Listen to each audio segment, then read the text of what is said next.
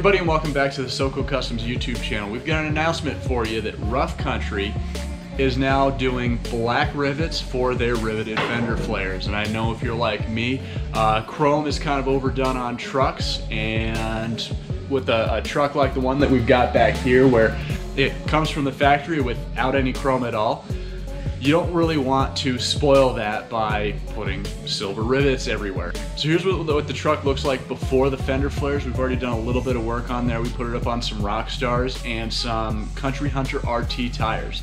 So check this out.